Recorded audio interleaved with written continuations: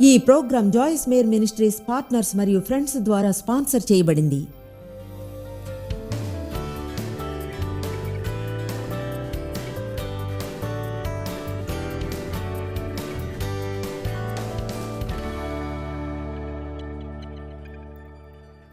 మీరు కష్ట సమయం నుంచి వెళ్తున్నప్పుడు ఇలా అనవచ్చు, దేవా నాకు ఇది నచ్చలేదు, మంచిగా అనిపించడం లేదు, అయినా నేను ఆనందిస్తాను, ఎందుకంటే నాకు తెలుసు దీని నుంచి ఏదో పొందుతానని. దీని నుంచి నేను ఏదో పొందుతాను, మరింతగా పరిణతి చెందుతాను.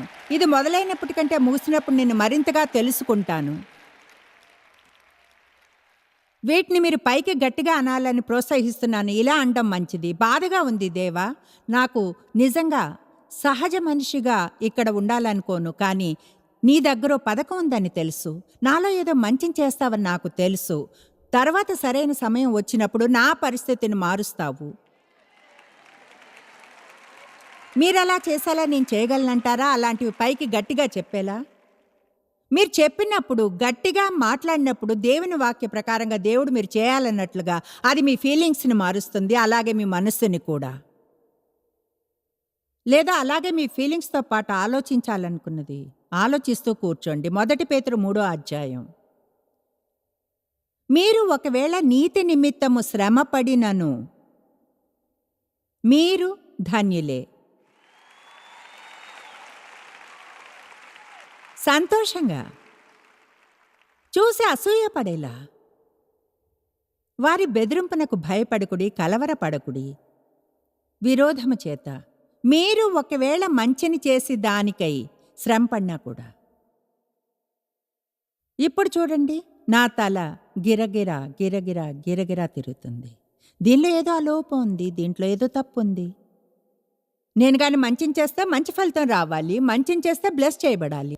అయితే ఆయన ధన్యులు అంటున్నాడు, అయితే లోతైన స్థాయిలో ధన్యులు. బహుశా మన జీవితాల్లో మనకు జరిగే శ్రేష్టమైనది ఏమిటంటే, గత వారం ఒక రోజు దేవుతో ఈ విషయం చెప్పాను. ఏమనంటే, దేవుడు మనకు బోధించే గొప్ప విషయం ఏమిటంటే, మనం అనుకున్నట్లు విషయాలు జరగనప్పుడు సంతోషంగా ఎలా ఉండాలన్నదే.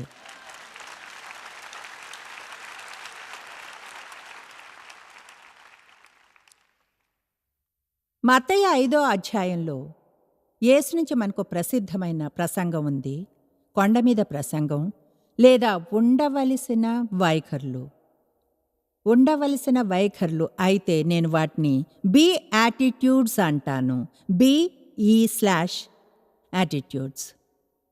చూడండి, మనకు ఉండవలసిన వైఖరులు ఒకవేళ దేవుడు మనం పొందగలం అన్న ఆనందాన్ని పొందాలి అనుకుంటే కనుక మనం కానీ మత్తయి 5వ అధ్యాయాన్ని ఒక నిమిషం చూస్తే, ధన్యులు. యాంప్లిఫైడ్ బైబిల్ చెప్తుంది మనం ధన్యులు అని అంటే అర్థం ఏమిటో. నేను కానీ గాడ్ బ్లెస్ యూ అంటే దాని అర్థం ఇదే. సంతోషం, అసూయపడినంతగా ఆత్మికంగా వర్ధిల్లుచు జీవితంలో ఆనందం, తృప్తి కలిగి ఉండడం. నాకు తృప్తి అంటే ఇష్టం. దేవుని సహాయము, రక్షణలో మీ బాహ్య పరిస్థితులు ఏమైనా సరే, అదెంత అద్భుతంగా ఉంది. దాన్ని మనం మళ్ళీ చూద్దాం. ధన్యులు. నేను కానీ గాడ్ బ్లెస్ యూ అంటే ఇలా అంటున్నాను, మీరు సంతోషంగా ఉండాలి. ఎంతగా అంటే అసూయపడేంతగా, ఆత్మికంగా వర్ధిల్లాలని.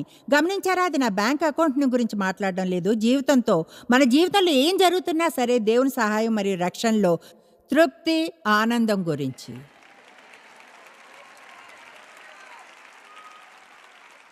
నేను మీకు రహస్యం చెప్పనా? బహుశా మనం చాలా టైంని దేవునికి వినే ఆసక్తి లేని ప్రార్థనలు చేస్తూ గడుపుతుంటాం. బహుశా మనం మనకు కావలసిన విషయాలు, వస్తువులను గురించి ఎక్కువగా మాట్లాడతాం. మన కోసం మారాలి అనుకున్న ప్రజల కోసం, సంతోషంగా ఉండడానికి, జీతాలు పెంచమని, పెద్ద ఇళ్ల కోసం, కొత్త కార్లు, పెళ్ళి అవ్వాలని, లేదా వివాహం నుంచి బయటపడాలని, లేదా అలాంటివి ఏమైనా సరే. మిమ్మల్ని ఛాలెంజ్ చేస్తున్నాను కొంచెం వేరుగా ప్రార్థించమని. ప్రతి ఉదయం లేచి ఇలా అనండి, దేవా మిగతా వారిలానే ఈరోజు నాకు అనుకూలంగా ఉండాలి, అయితే అలా లేకుంటే ఇప్పుడే ప్రార్థిస్తున్నా స్థిరంగా ఉంటానని. నేను అనుకున్నది ప్రతిదీ జరిగినప్పుడున్నంత సంతోషంగా నేను ఉంటానని. మీకు ఎప్పుడైనా అలా జరిగిందా? మీరు అనుకున్నట్లు జరగనప్పుడు స్థిరంగా ఉండాలని ముందుగానే ప్రార్థించడం. నేను ఇలా నిన్న ఈరోజు కూడా ప్రార్థించాను, అలా ఎక్కువగా చేస్తాను. అందరం కోరుకున్నది కావాలంటాం, అందులో ఏ తప్పు లేదు. మన మానవులం చాలాసార్లు మనం కోరుకునేది దేవుడిస్తాడు. అయితే అందరికీ అనుభవంతో తెలిసి ఏమనంటే ప్రతిరోజు మనం ఎలా జరగాలనుకుంటే అలా జరగదు అని. మా పరిచర్య ప్రయాణంలో నమ్మశక్యం కానన్ని అనుభవాలను పొందుతుంటాం. మీరు అనుకోవచ్చు, ఇన్ని సంవత్సరాల నా ఈ ప్రయాణంలో నేనున్న హోటల్ సంఖ్య, అక్కడ దేవుని నుంచి కొంచెంగా ఎక్స్ట్రా సహాయాన్ని పొందగలిగానని.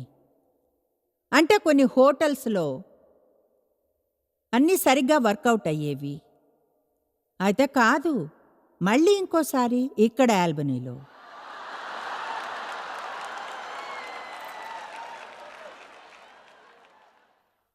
గురువారం హోటల్కి వెళ్ళాం. అసలైతే గురువారం నాడు టౌన్లోకి వచ్చినప్పుడు కొంచెం చదివి ఒక కునుకు తీయాలనుకుంటాను. తర్వాత మీటింగ్కి వెళ్ళడం. హోటల్లో వాళ్ళు కిటికీలన్నీ తెరిచి ఉంచారు, ఎండ పడుతుంది. ఇక్కడ వేసవికాలం కాకుండా బాగా ఎండగా ఉంది. ఏసీ వేసినా త్వరగా చల్లబడదు, అందుకని పడుకోలేకపోయాను. కిచెన్లోని నీళ్ల పంపుని తెరవగానే అది ఊడి నా చేతుల్లోకి వచ్చేసింది. బాత్రూంలోని సింక్లో నీళ్లు నిండి ఉన్నాయి. అందులోగా నీళ్లు పోస్తే కొంచెం సేపు పంపుని కట్టేసి వెయిట్ చేయాలి ఆ నీళ్ళని పోవడానికంటే, మళ్ళీ పంపు తెరిచి నీళ్లు వదలాలంటే. గురువారం రాత్రి 12:30కు ఎవరో మా గదిలోకి రాబోయారు. అతనెవరంటే ఖాళీ గదుల్లోంచి హ్యాంగర్స్ని తీసుకుని రమ్మన్నారంట.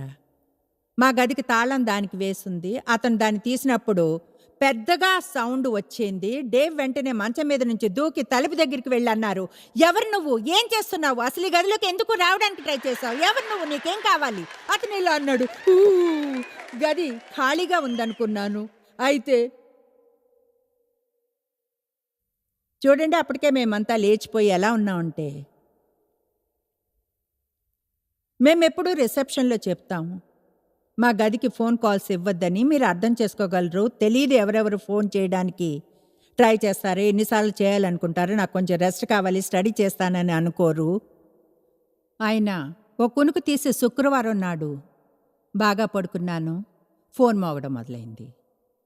ఇక నిన్న మీటింగ్ తర్వాత తిరిగి వెళ్ళినప్పుడు, ఇది చూస్తుంటే మీకెంతో నచ్చేది, మేము ఒక ఫోటో తీసి ఉండాల్సింది.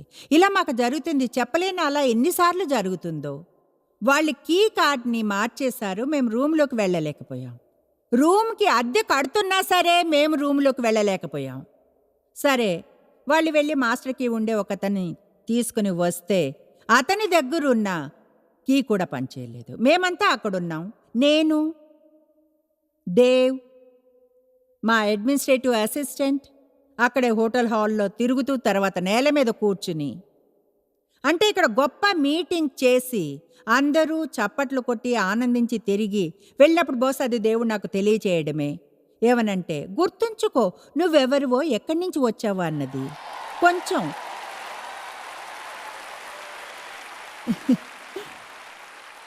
మురిగ్గా ఉన్న ఆ నేల మీద కూర్చోవడానికి కొంచెం చోటు, సహనంగా ఉండి సభల్లో అందరికీ ఎలా ప్రవర్తించాలని బోధిస్తానో అలా ఉండడానికి.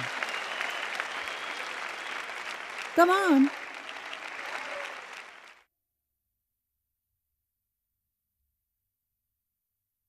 అయితే చూడండి, అసలైతే బైబిల్ చెప్తుంది, అటువంటి విషయాలు జరుగుతున్నప్పుడు నేను గాని ఒకేలా ఉంటే ఎంతగానో బ్లెస్ చేయబడతాను అని. అసలైతే ఏం జరుగుతుందంటే,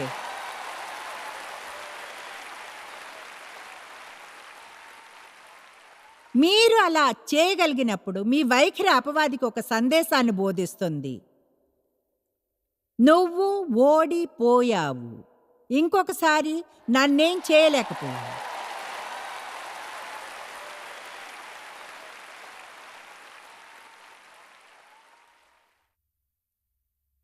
ఆత్మ విషయమై దీనిలేని వారు ధన్యులు, వినయం కల వైఖరి కలిగి ఉన్నవారు. ఎవరైతే దుఃఖపడతారో వారు ధన్యులు, అనుకూల వైఖరిని ఉంచుకుంటారు, ఎందుకంటే వాళ్ళు ఓదార్చబడతారు. సాత్వికులు ధన్యులు, ఎంతగానో తృప్తి గల వైఖరిని కలిగి ఉంటారు. తెలుసా, సాత్వికుడు కాకుంటే గర్వంగా అహంకారంగా ఉంటారు. వాళ్ళకున్న దానికంటే ఎక్కువ దానికి అర్హులమని అనుకుంటారు. అయితే సాత్వికులైన వారు దేవుడు గాని లేదా వేరే ఎవరైనా వారికి చేసిన ప్రతి చిన్నదానికి ఎంతగానో కృతజ్ఞత కలిగి ఉంటారు. నీతి కొరకు ఆకలి దప్పులు గలవారు ధన్యులు. వాళ్లకు శ్రేష్టమైన వైఖరి ఉంటుంది. ఎల్లప్పుడూ సరైందే చేయాలనుకుంటారు. కనికరం గలవారు ధన్యులు. వాళ్ళకి ఎంతగానో క్షమించే వైఖరి ఉంటుంది. దాని గురించి చింతించకండి, నేను చాలా తప్పులు చేస్తుంటాను. హృదయశుద్ధి కలవారు ధన్యులు. వారు దేవుని చూచెదరు. సమాధానపరచువారు ధన్యులు. తమలో తాము ఇతరులతోనూ ఐకమత్యంగా ఉండడానికై పనిచేస్తారు. నీతి నిమిత్తము హింసించబడువారు ధన్యులు. ఎంత వెల చెల్లించినా సరే వాళ్ళు శ్రేష్టమైన వైఖరిని కలిగి ఉంటారు. కొంతమంది గాయపడే వరకు శ్రేష్టతను అనుసరించి గాయపడగానే శ్రేష్టంగా ఉండాలనుకోరు. తెలుసా, పాత నిబంధనలో మనం ఒక గ్రూప్ మనుషుల్ని చూస్తాం. వాళ్ళని ఇశ్రాయేలీలు అంటాం. ఇశ్రాయేల్ నుంచి వచ్చారు కనుక వాళ్ళు ఐగుప్తులో బానిసలుగా ఉండి బంధకంలో ఎన్నో ఏళ్ళు గడుపుతారు. ఎంతో నిరాశతో దేవునికి మొరపెట్టుకుంటారు. దేవుడు విడుదల కోసం ఒకరిని పంపుతాడు. మోషేని అరణ్యంలో వాళ్ళు 40 ఏళ్ళు తిరుగుతూ కొంచెం సహనం అనుభవం కలిగిన తర్వాత, కమాన్, ఎంతమంది నిన్న సభకు వచ్చారు? All right.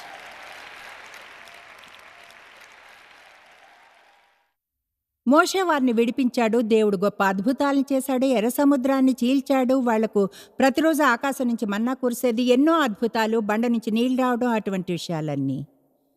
అయినా బైబిల్ చెప్తుంది వాళ్ళు తిరుగుతూనే ఉన్నారని.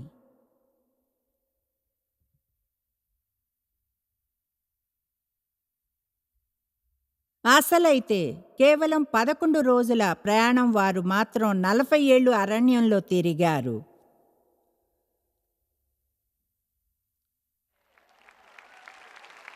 నేను ఊహించగలను కొంతమందికి ఆ ప్రజలతో సంబంధం ఉందని. నాకు ఖచ్చితంగా తెలుసు వాళ్ళు నాకు దగ్గర చుట్టాలని. వాళ్ళు అనుకున్నారు వాళ్ళ సమస్య శత్రువులు అని. హిత్తీయులు, ఎబీసీయులు, పారసైట్స్ అనుకున్నారు హిత్తీయులందరూ. నేనెప్పుడూ చెప్తాను, మనందరికీ మన బ్రాండ్ ఉంటారని. కోపంగా ఉండే బాసైట్స్, చెడు పక్కింటైట్స్, వీపునొప్పైటిస్, వారిని ఏ పేరుతో పిలిచినా మనందరికీ ఉంటారు. మనం అపవాదం నిందిస్తాం, మన పరిస్థితులను, అలాగే ఇతరులను. అయితే నేను నిన్న ఉదయం సర్వీస్లో చెప్పినట్లుగా మీ సొంత ఆనందానికి సమయమే బాధ్యత వహిస్తుంది. ఇంకెవరికో మిమ్మల్ని సంతోషపరిచే బాధ్యతను ఇవ్వడం మానేయండి. మీరు సంతోషంగా ఉండాలనుకుంటే ఉండండి. దుఃఖంలో ఉండాలనుకుంటే ఎవరూ మిమ్మల్ని ఆపలేరు. మా పెళ్ళైన కొత్తలో నాకు ఎంతో చెడు వైఖరి ఉండేది. చిన్నతనంలో చెడుగా అబ్యూస్ చేయబడ్డాను. ఎంతో నెగిటివ్గా ఉండేదాన్ని, ఎవరిని నమ్మకపోవడం, అలాంటివన్నీ. మీకు తెలుసా, డేవ్ కొంతకాలం ట్రై చేశారు ఒక మంచి భర్త చేసేట్లుగా. సంతోషంగా ఉంచాలనుకుని ఆయన ఇది ట్రై చేయడం, అది చేయడం. 2-3 ఏళ్ళు గడిచాక ఒకరోజు నన్ను చూసి అన్నారు, ఎన్నో ట్రై చేశాను, ఇక ఏ ప్రయత్నం చేయను, నువ్వు సంతోషపడాలనుకున్నప్పుడు నాకు చెప్పు.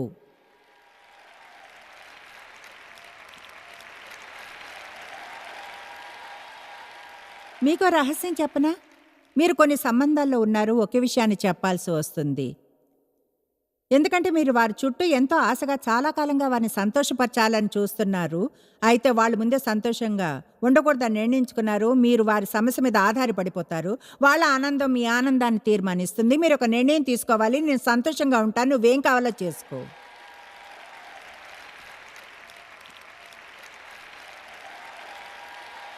ఆమేన్. అది వాళ్లకు ముందుగా కోపం తెప్పిస్తుంది. అయితే వారిని మార్చవచ్చు. దేవుడు నాకు చేసిన మంచి పనుల్లో అదొకటి, ఆయన ఆనందాన్ని కంట్రోల్ చేయనివ్వకపోవడం. 11 రోజుల ప్రయాణానికి ఎందుకు 40 ఏళ్ళు తిరిగారు? అది వాళ్ళ శత్రువులు కారు, వాళ్ళ వైఖరే. మోషేని నిందించారు, దేవుడిని. చాలా త్వరగా నిరుత్సాహపడ్డారు, ఈజీగా నిరాశ చెందారు.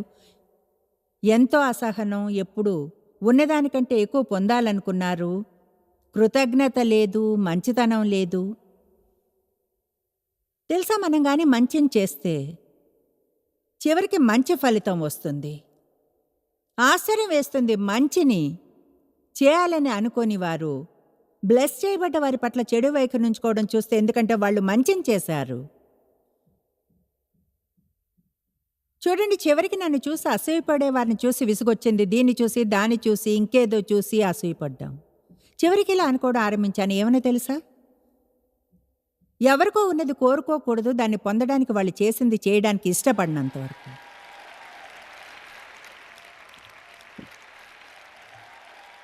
ఆదికాండం 4వ అధ్యాయం కయీను హేబెలు. అయితే కయీనుకు 3వ వచనంతో ఆరంభిద్దాం. కొంతకాలమైన తరువాత కయీను పొలము పంటలో కొంత యెహోవాకు అర్పణగా తెచ్చెను. హేబెలు కూడా తన మందలో తొలుచూలిన పుట్టిన వాటిలో క్రొవ్విన వాటిని కొన్ని తెచ్చెను. యెహోవా హేబెల్ను అతని అర్పణను ఆయన లక్ష్యపెట్టెను. కయీన్ను అతని అర్పణను ఆయన లక్ష్యపెట్టలేదు. కయీను తన సొంత హస్తాల ఫలాన్ని ఇచ్చాడు, తన కార్యఫలాన్ని అర్పణగా ఇచ్చాడు. దాంతో దేవుడు ఎన్నడూ సంతోషపడలేదు. అయితే హేబెలు తన మందలో తొలుచూలిన పుట్టిన దాన్నిచ్చాడు. నాకు అసలు తెలియదు ఏ కారణాల చేత దేవుడు కయీను కానుకను లక్ష్య పెట్టలేదో, కానీ ఖచ్చితంగా అక్కడేదో వైఖరి ఉండి ఉంటుంది.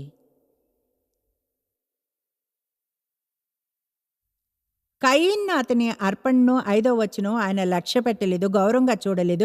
కాబట్టి కయీనుకి మిక్కిలి కోపం వచ్చి అతడు తన ముఖము చిన్న బుచ్చుకొనెను. వెంటనే అతనికి చెడు వైఖరి వచ్చేసింది. ఇలా అనుకునేలా చేయలేదు అతను. ఓకే, ఇప్పుడు ఒకవేళ దేవుడు నా కానుకతో సంతోషపడలేదంటే నేను చేసిన తప్పేమిటి, దాన్ని ఎలా మార్చుకోవాలి అని. హలో,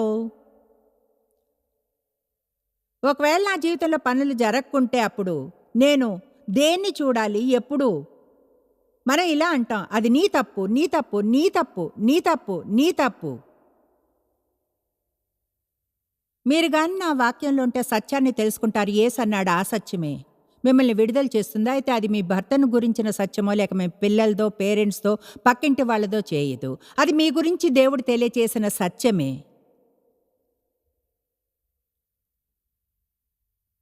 నాకు తెలిసి ఇతరులకు సమస్యలు ఉంటాయని నేను ఇప్పుడు సమస్యలున్న ప్రజలతో డీల్ చేస్తాను.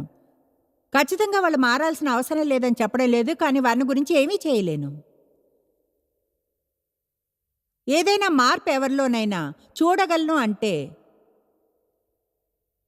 నేనే. ఒకవేళ దేవుణ్ణి కార్యం చేయనిస్తే ఇతరులను కూడా ఒకవేళ ప్రార్థించి దేవుడు కార్యం చేస్తాడని నమ్మితే.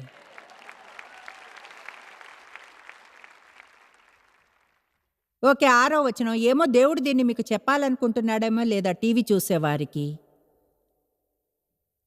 యెహోవా కయీనుతో నీకు కోపమేలా? ముఖము చిన్న పుచ్చుకుని ఉన్నావు ఏమి? నీవు సత్క్రియ చేసిన ఎడల తలనెత్తుకొనవా? సత్క్రియ చేయని ఎడల వాకిట పాపం పొంచి ఉండును, నీ ఎడల దానికి వాంఛ కలుగును. నాకీ భాగం చాలా ఇష్టం. నీవు దాన్ని ఏలుదువన్నెను, మీరు దాన్ని ఏలాలి. మిగతా వారందరినీ నిందించకండి, దేవుణ్ణి నిందించకండి. అపవాదినో మీరు బాగా చేస్తే బ్లెస్ చేయబడతారు. ఒకవేళ లేకుంటే పాపం మీ వాకిట పొంచి ఉంటుంది. మీరు దాన్ని ఎదుర్కోవాలి, దానికి వ్యతిరేకంగా నిల్చోవాలి. మంచి విధానాల్లో ఒకటి అత్యంత సులువైనది, మిమ్మల్ని మీరు దేవుని చిత్తానికి మధ్యలో ఉంచుకోవడానికి మంచి మార్గం మంచి వైఖరిని ఉంచుకోవడమే.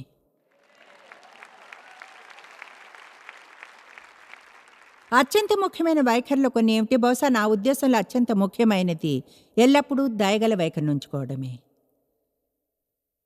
గుర్తుంచుకోండి, మీరు ఎన్నో తప్పులు చేశారని. అయితే ఇతరులు తప్పు చేసినప్పుడు వారి పట్ల కఠినంగా, క్రూరంగా, లీగలిస్టిక్గా, మొండిగా ఉండాల్సిన అవసరం ఏమాత్రం లేదు. ప్రజలతో చెప్పగలిగే మంచి వాటిలో ఒకటి, దేంతోనో డీల్ చేయాల్సిన పరిస్థితి లేనంత వరకు దాని గురించి బాధపడకండి. నేనుగా తప్పులు చేస్తూ ఉంటాను.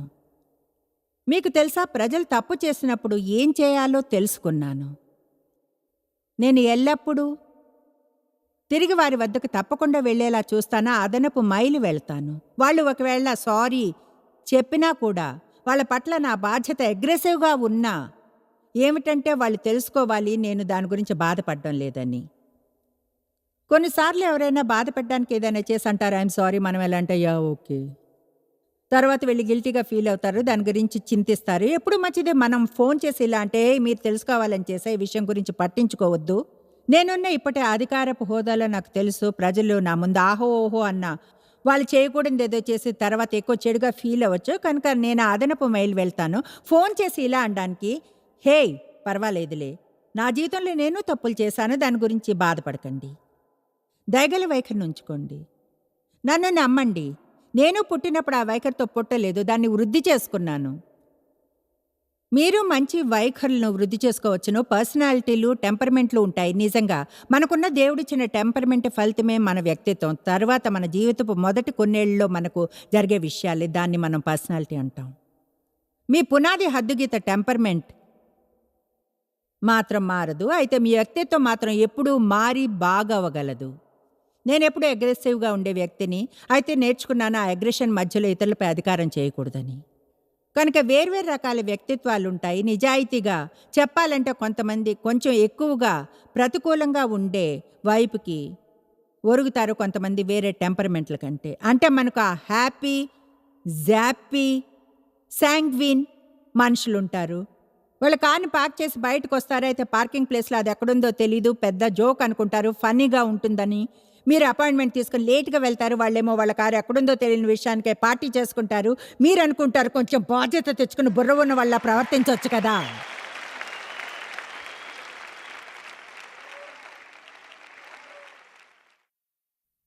కనుక చెప్తున్నాను, కొంతమంది ఉంటారు వాళ్ళు సహజంగానే కొంచెం ఎక్కువ హ్యాపీగా ఉంటారు, అందుకనే వాళ్ళకి నోస్ హై వైఖరిని ఎప్పుడూ ఉంచుకోవడం ఈజీగా ఉంటుంది. దేవు కొంచెం అలానే ఉంటారు, ఎక్కువగా కామ్గా ఉంటారు, ఏది బాధపట్టదు అంతగా. ఆయనకి హ్యాపీగా ఉండడం చాలా ఈజీ అనుకుంటాను. నేను కొంచెం గంభీరంగా ఉంటాను, పూర్తి ప్రపంచం కోసం బాధ్యతగా ఉన్నట్లు ఫీల్ అవుతూ అది నా తప్పు తెలుసా, నాకెప్పుడు తప్పైన అంచనా ఉండేదే బాధ్యతది. దాన్ని నేను ఎంతగానో మెరుగుపరుచుకున్నాను గత 10-15 ఏళ్లలో. అయితే విషయం ఏమిటంటే నేను కొంచెం ఎక్కువగా మంచి వైఖరిని ఉంచుకోవడానికి పనిచేయాల్సి వచ్చింది ఆయన కంటే. అయితే దానివల్ల మీపై మీరు సారీ కూడా ఫీల్ కాలేరు. ఇలా అనకండి, నేను ఎప్పుడు అలానే ఉంటాను. దాన్ని ఒక సాకుగా వాడకండి. చెప్పండి, నాకు అనవసరం, నాకు ఎలాంటి సమస్య ఉన్నా సరే దేవుని సహాయంతో ఎల్లప్పుడూ మంచి వైఖరిని మెయింటైన్ చేసే పాయింట్కి నేను చేరుకోగలను.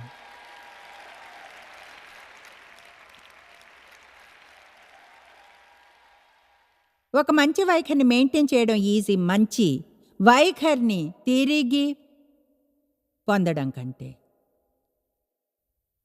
చూడండి, నిద్రలేచి నీరసంగా ఉండడానికి ఎంతో ఎనర్జీ కావాలి, తిరిగి లేవడానికి ప్రయత్నించే కంటే తర్వాత మీకు నచ్చంది ఏదో జరుగుతుంది, నీరసపడతారు. అప్పుడు మీకోసం ప్రార్థించడానికి అందరినీ పిలవాలి, మీ ట్రక్ లోడ్ క్రిస్టల్ను మీరు మళ్ళీ పైకి లేవడానికి, తిరిగి నిల్చోవడానికి ఇంకేదో జరుగుతుంది, మీకు నచ్చదు. నేను అలా ఎన్నో ఏళ్ళు జీవించాను. చివరికి ఇలా అనుకున్నాను, ఏమన్నా తెలుసా, దీంతో నేను అలసిపోతున్నాను. పైకి క్రిందకు క్రింద పడ్డం లేవడంతో చివరికి తెలుసుకున్నాను ఏమనంటే, నన్ను నేను అప్సెట్ కాకుండా చేసుకోవడం ఈజీ అని. అప్సెట్ అయ్యి తిరిగి నిమ్మళించేదానికంటే.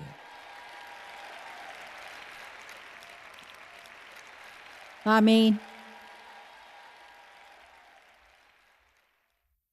అపవాది రాగానే ఎదిరించండి.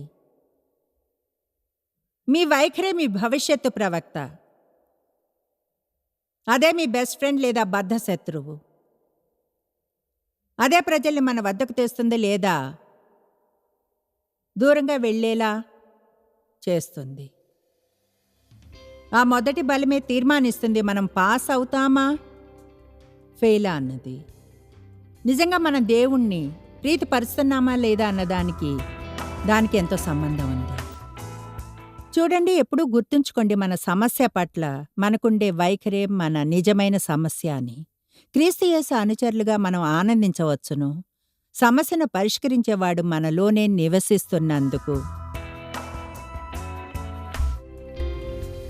మీరు ఎన్నడూ తెలుసుకోలేనంతగా జాయిస్ మేర్ మినిస్ట్రీస్లో మీరు మాకెంతో ముఖ్యం. మిమ్మల్ని అభినందిస్తున్నాం. మా ప్రపంచ వ్యాప్తపు మినిస్ట్రీ సాధ్యం అయ్యేలా చేసే మా ఫ్రెండ్స్ మరియు పార్ట్నర్స్ కి థ్యాంక్స్. అందరం కలిసి ఆకలిగొన్న వారికి భోజనం పెడుతున్నాం, బీదలకు బట్టలు ఇస్తున్నాం, సువార్తను దేశాలకు చాటుతున్నాం. మమ్మల్ని కాంటాక్ట్ చేయండి లేదా joycemeer.org ని ఈ రోజే విజిట్ చేయండి.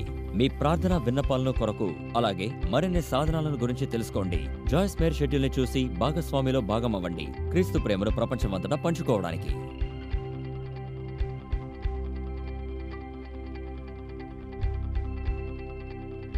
ఈ program Joyce Meyer Ministries partners మరియు ఫ్రెండ్స్ ద్వారా స్పాన్సర్ చేయబడింది.